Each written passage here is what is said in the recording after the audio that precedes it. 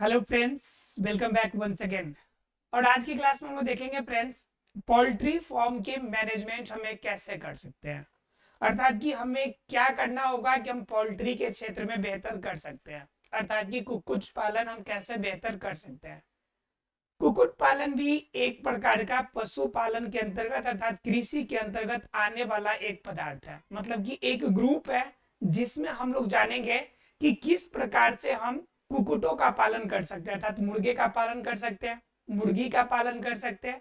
दोनों तरीके के लिए, या तो हमें अंडे चाहिए उसके लिए भी, या फिर हमें मांस चाहिए उसके लिए भी। तो दोनों तरीके के जितने भी हमारे पास जितने भी कुकुट होते हैं, जितने भी हमारे पास मुर्गे और मुर्गियां होती है, उनके उनमें हम किस प्रकार से चेंजेस कर सकते हैं। अर्थात कि कुकुट पालन में हम लोग कुकुट पालन के मैनेजमेंट अर्थात किसके प्रबंधन के बारे में जानेंगे।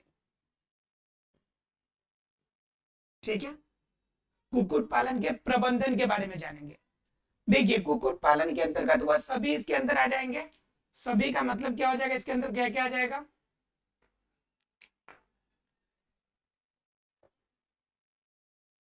तो देखिए, कुक्कुट पालन की बात करेंगे तो कुक्कुट पालन के अंतर्गत क्या आएगा आपका।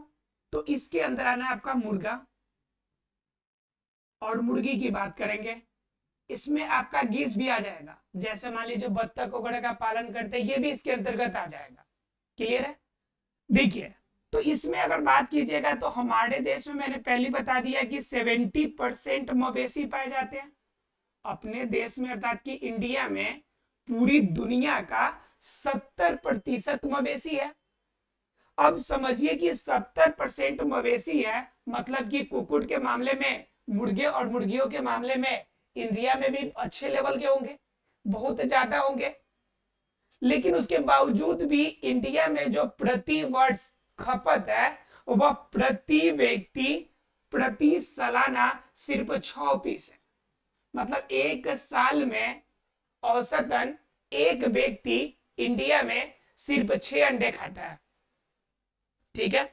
वही अगर बात कीजिएगा अमेरिका का, यूएसए का, तो यूएसए में औसतन 295 अंडे जो है प्रति वर्ष एक प्रति व्यक्ति के द्वारा इस्तेमाल किया जाता है। और आप चौंक के हैरान हो जाएंगे कि अगर हम मांस के बारे में अगर बात करें, कि मांस के अगर खपत की अगर बात करें हम, तो मांस के खपत में यूएसए में 1318 केजी प्रति वर्ष औसतन जो वहां के प्रति व्यक्ति है वह इस्तेमाल करता है। 1318 केजी प्रति वर्ष, इतना ज्यादा मात्रा में। लेकिन अगर इंडिया में बात कीजिएगा तो इंडिया में लगभग आपका 200 केजी के आसपास में। तो समझिए कि कितना का ज्यादा का डिफरेंस है। मतलब क्या है कि सीधे शब्दों में कहे तो हमारे पास प्रोडक्शन उस फॉर्म में नहीं होता है। ठीक है। लेकिन एक और बात है कि प्रोडक्शन जिम्मेवार तो है, लेकिन इसके अलावा यूएसए वगैरह में ज्यादा ये मांस और अंडे इस्तेमाल करने के पीछे वहां का जलवायु भी निर्भर करता है। क्योंकि वहां पे जो मौसम होता है ठंडा होता है, तो ठंडे जगह पर ज्यादा मांस और ज्यादा अंडे यानी गर्म चीजों का सेवन ज्यादा किया जाता है। इस वजह से वहां पे इनके यूजेज थोड़ा ज्यादा हो जाते हैं। लेकिन उनके अनुसार वहां पर उनका प्रोडक्शन लेवल भी मतलब अच्छा है। आप सीधा समझिए ना कि इंडिया के अंदर जो मुर्गा है मतलब मुर्गी है, वह एक साल में औसतन 200 अंडे देती है हमें। कितने अंडे देती है? 200 अंडे हमें देती है। ठीक है। तो 200 अंडे ये इंडिया वाले नहीं, अगर हम उन्नत इंडिया में अगर उन्नत किस्म वाला लाए हैं तो 200 अंडे से लेके 265 260 अंडे तक हमें प्राप्त होंगे। लेकिन इंडिया का अपना अगर लीजिएगा तो वो लगभग 60 अंडे देगी हमें। कितने अंडे देगी? लगभग में 60 अंडे देगी। तो सोचिए जरा सा कि इस रफ्तार से अगर हमें अंडे प्राप्त हो तो हमारी खपत को पूर्ति कहां से करेगा। अगर हमारी खपत बढ़ जाएगी तो हम इसकी पूर्ति ही नहीं कर सकते हैं। तो आखिर इस आपका क्या कहते हैं कुक्कुट पालन में हमें क्या चेंजेस करना चाहिए कि हम कुक्कुट पालन को बेहतर कर सकते हैं। ठीक है। बात यहाँ पे आती है कि हमें कुक्कुट पालन को बेहतर करने के लिए क्या करना चाहिए। तो सीधी सी बात है कि हमें क्या करना पड़ेगा, कुक्कुट पालन के क्षेत्र में हमें क्रांति लानी पड़ेगी, यानी अंडे के क्षेत्र में हमें क्रांति लानी पड़ेगी। तो जब अंडे के क्षेत्र में जब हम क्रांति कहते हैं तो उससे हम लोग कहते हैं रजत क्रांति। क्या कहते हैं? रजत क्रांति। ठीक है, रजत क्रांति का मतलब होता है कि अंडे के उत्पादन में वृद्धि कर लेना। ठीक है, तो ये आपका रजत क्रांति करनी पड़ेगी, तब जाके हम अंडे को बढ़ा सकते हैं। तो इसके अंदर तो दो प्रकार के हैं, दोनों तरह की वृद्धि करने पड़ेंगे। एक है लेयर्स, देखिए एक बार,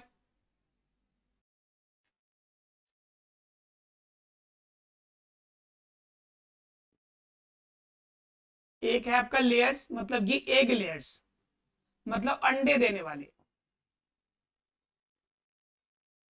अंडे देने वाली। और एक क्या होगी आपकी? एक होगी जो आपको मांस के लिए इस्तेमाल करेंगे आप, जो चीजें मांस के लिए इस्तेमाल करेंगे उसे हम लोग क्या कहते हैं? बॉलर कहते हैं उसे, बॉलर। तो दो प्रकार के हमारे पास है, दो प्रकार के हमारे पास अंडे देने वाली, दो प्रकार की, मतलब कुक्कुट पालन के अंदर हमें क्या कहते हैं? जीवों को पालना है। एक अंडे देने वाली और दूसरा आपको मांस देने वाली। ये अंडे देने वाली है, यानी अंडा के लिए पालन करेंगे, और ये मांस के लिए। अब जरा गौर कीजिएगा कि दोनों के अंदर हमें, जब हमें ज्यादा अंडे चाहिए तो ऐसे खाद्य पदार्थ हमें खिलाने पड़ेंगे जिनकी वजह से उनके बॉडी के अंदर अंडा का उत्पादन बेहतर तरीके से हो। तो अंडे का उत्पादन अगर ज्यादा चाहिए तो अंडे का बाहरी कवर कैल्शियम कार्बोनेट और फास्फोरस का बना होता है। तो इस कंडीशन में आपको फास्फोरस का लेवल ज्यादा देना पड़ेगा, उसके बाद कैल्शियम का लेवल ज्यादा देना पड़ेगा। तो क्या होगा? हमारा अंडे का उत्पादन बेहतर हो जाएगा। अगर हमें मांस वाला ज्यादा चाहिए तो वहां पे हमें प्रोटीन का लेवल ज्यादा देना पड़ेगा, जिनसे क्या हो जाए? हमारे कम से कम समय में प्रोटीन ज्यादा मिले उसे, और बॉडी के अंदर नए सेल ज्यादा बने और जल्दी से उनका बॉडी डेवलप हो जाए। आप देखते होंगे होली के समय में या फिर कोई भी ऐसा त्योहार जैसे आपका 1 जनवरी हो गया, नया साल, तो उसमें ज्यादा खपत होती है। तो उस खपत के समय देखिएगा जितने भी मुर्गी फार्म वाले लोग होते हैं तो वो क्या करते हैं? ऐसी दवाओं का सेवन करते हैं, या इस प्रकार की आपका जो दवाई या किसी इस प्रकार के मतलब आहार देते हैं उसे, कि ज्यादा जल्दी उसका वजन बढ़ जाता है। आप देखते होंगे एवरेज उस समय कोई भी अगर मुर्गा अगर लेते हैं आप, तो उसका वजन औसतन आपका 1.5 से 2 केजी होता है, कम से कम 1.5 से 2 केजी का होता है। तो उस कंडीशन में क्या होता है? उसे बेनिफिट ज्यादा हो जाता है। वो लेता छोटा छोटा अंडा है, मतलब कि क्या कहते हैं? कुक्कुट को है, लेकिन उसे ज्यादा पौष्टिक वाला देकर और जल्दी बड़ा कर लेता है, मांस का मात्रा ज्यादा बढ़ जाती है। तो उस कंडीशन में क्या होता है कि प्रोटीन का लेवल ज्यादा दिया जाता है। अब अंडे ज्यादा चाहिए तो कैल्शियम और फास्फोरस से ज्यादा देगा। अब बात ये आती है कि अगर मान लीजिए कोई दुबला पतला लीन एंड थिन बिल्कुल इंसान है, आप उसको एकदम जबरदस्ती प्रोटीन ठास रहे उसके बॉडी में, जबरदस्ती कैल्शियम खिला रहे हैं, तो बताइए क्या बॉडी उसका डेवलप हो जाएगा? मोटा हो जाएगा? बिल्कुल भी नहीं होगा। ज्यादा आप अगर खिला दीजिएगा तो मालूम चलेगा उसका तबीयत ही खराब हो गया, शरीर में उसका जो आपने आपका पोषक तत्व तो बाहर से दिया था उसका पाचन ही नहीं हुआ, तबीयत खराब हो गया, तो फिर उससे भी कोई बेनिफिट नहीं होगी। तो हमें क्या करना पड़ेगा कि इस प्रकार के मुर्गे और मुर्गी लाने पड़ेंगे जो हमारा क्या करे? हम बाहर से पोषक तत्व दे तो उसे एक्सेप्ट करके और जैसा हमें अनुकूल चाहिए वैसा हमें रिजल्ट दे, जैसा हमें चाहिए वैसा हमें रिजल्ट दे। तो रिजल्ट कब देगा? जब वो बेहतर तरीके से वो आपका पाचन करने वाला हो। तो उस कंडीशन में हमें जो कुक्कुट चाहिए वो हाइब्रिड क्वालिटी का चाहिए। किस क्वालिटी का चाहिए? हाइब्रिड क्वालिटी का। जैसे इंडिया में सबसे ज्यादा आपको अगर कोई देती है, कोई आपका सबसे ज्यादा जो आपका अंडे प्राप्त कराती है आपको, वो लेग हॉर्न है। एग्जाम में क्वेश्चन आता है, ध्यान रखिएगा, इसे नोट डाउन कर लीजिएगा। लेग हॉर्न जो है सबसे ज्यादा अंडे देने वाली उन्नत किस्म के आपका क्या है? मुर्गा है। उन्नत किस्म के मुर्गा है आपका लेग हॉर्न, जो सबसे ज्यादा अंडे देगी। ये लगभग 295 के आसपास में अंडे देगी, या 300 प्लस भी अंडे दे सकती है, मतलब इसके पास इतनी ज्यादा क्षमता है। ठीक है, तो ये लेग हॉर्न है आपका सबसे ज्यादा अंडे देने वाली।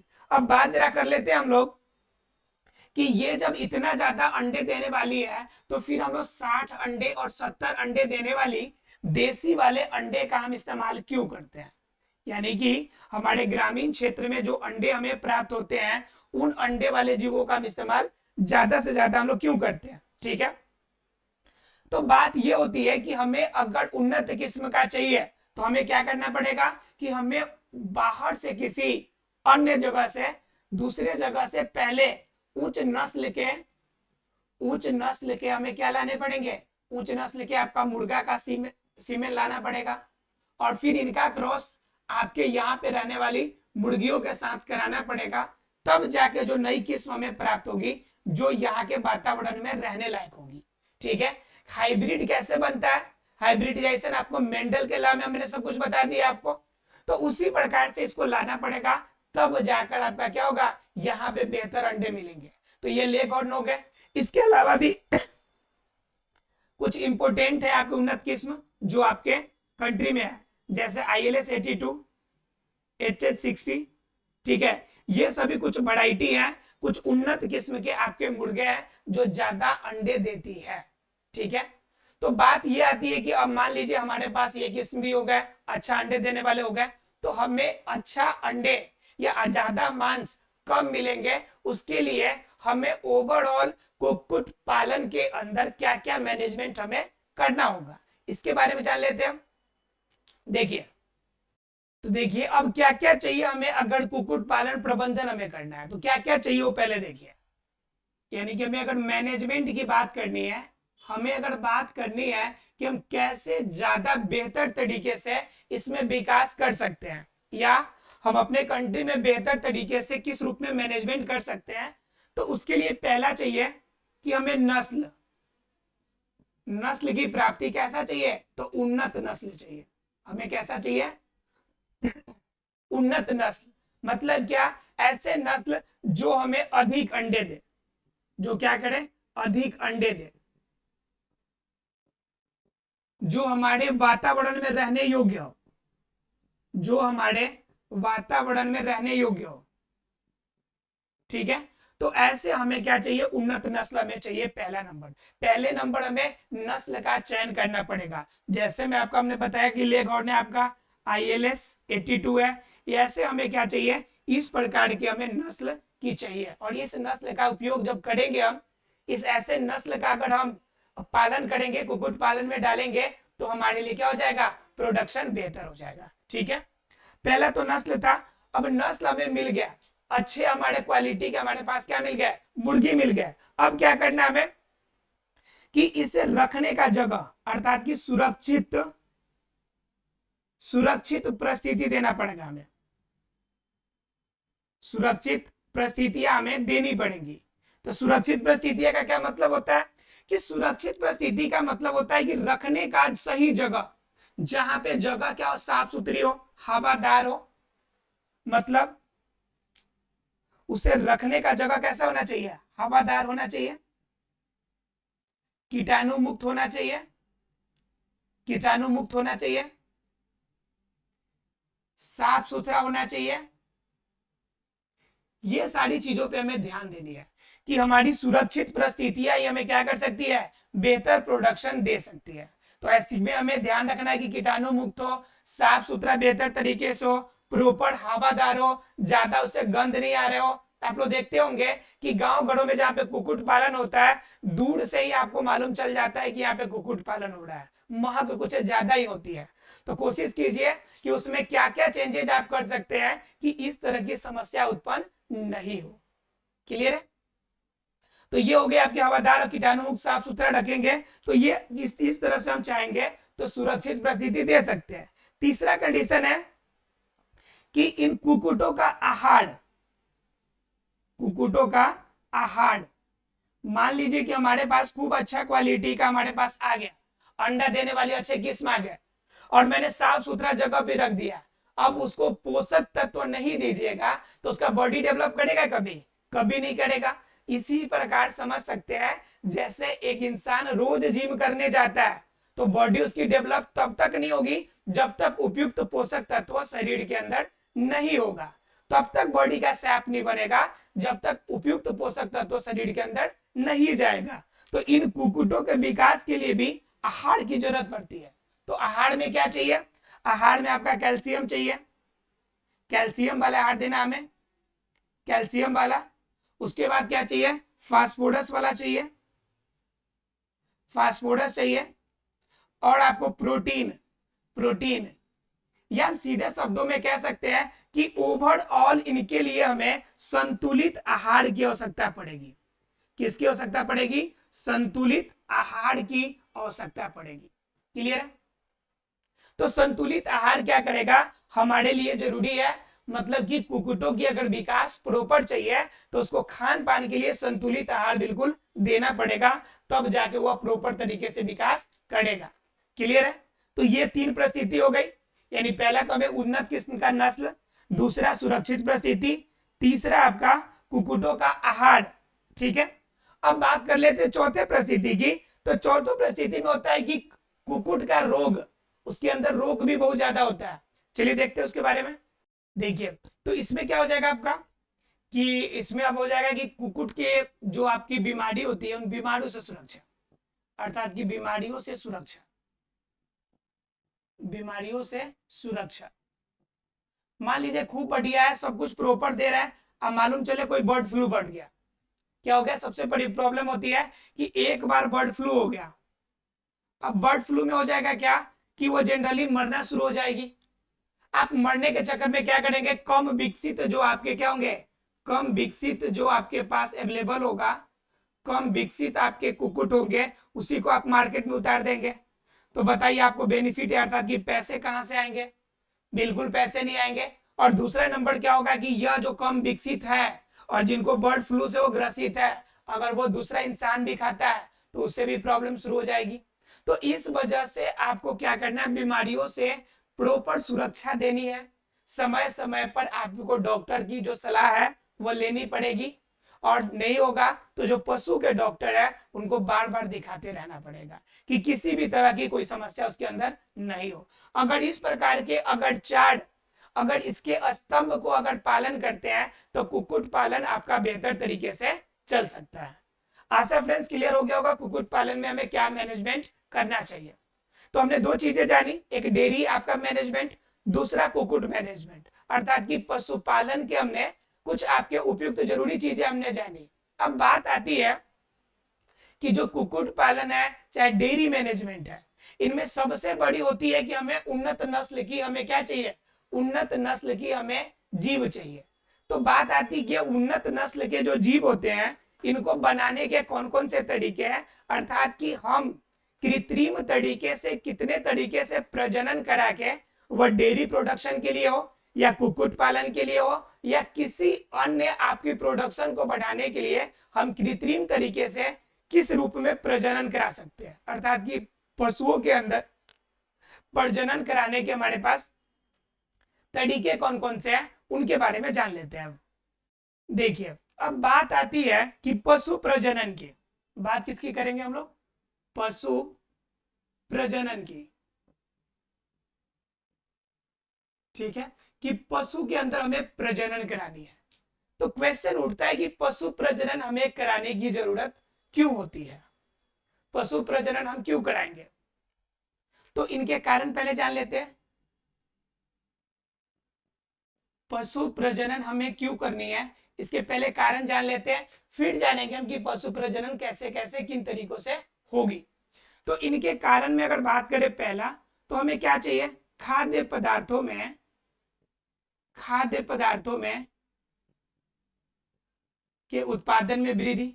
हमें मेन काम क्या करना पड़ेगा कि हमें ज्यादा से ज्यादा वृद्धि चाहिए, हमें खाद्य पदार्थों के उत्पादन में ज्यादा से ज्यादा वृद्धि चाहिए। और जब ज्यादा वृद्धि हमें चाहिए तो उस कंडीशन में हमें क्या चाहिए कि पशु को उन्नत नस्ल हमें प्राप्त करना ही होगा, क्योंकि उन्नत नस्ल ही हमारे क्षेत्र में रहकर हमारे लिए क्या कराएगा कि हमें उन्नत किस्म के या ज्यादा अधिक मात्रा में उत्पादन देगा। क्योंकि अगर किसी भी क्षेत्र का, अगर किसी भी जीव को लाकर हम अपने क्षेत्र में रखते हैं उस जीव को, तो वह जीव हमें प्रोडक्शन देगा यह कोई जरूरी नहीं है। अगर हमने कह दिया कि यूएसए है आपका, यूएसए के पास अधिक अंडा देने वाली मुर्गी है, लेकिन अगर उस मुर्गी को लाकर अगर इंडिया में हम लेकर आ जाए तो इंडिया में यह प्रोडक्शन जो यहाँ पर आपका 395 या 400 अंडे देती है, यह 400 अंडे देने वाली मुर्गी जो है अगर इंडिया में ला दिया जाए तो यह मुर्गी आपकी कुछ दिनों तक देगी अंडे, मतलब 200-300 अंडे देंगी, लेकिन उसके बाद तुरंत यह मर जाएंगी। क्यों? क्योंकि यहाँ का वातावरण जो है आपका टेम्परेचर औसतन आपका 18 डिग्री सेल्सियस रहता है, औसतन टेम्परेचर 18 डिग्री सेल्सियस के आसपास में रहता है। और इंडिया का आपका बात कीजिएगा तो यहाँ पे आपका एवरेज टेम्परेचर 25 डिग्री सेल्सियस या उसके प्लस में हो जाता है, यानी कि यहाँ पे समझिए कि गर्मी के दिनों में 50 डिग्री सेल्सियस तक पहुंच जाता है। समझिए वहां पे एवरेज टेम्परेचर 18 डिग्री सेल्सियस है, बताइए इस मौसम में रह पाएगा?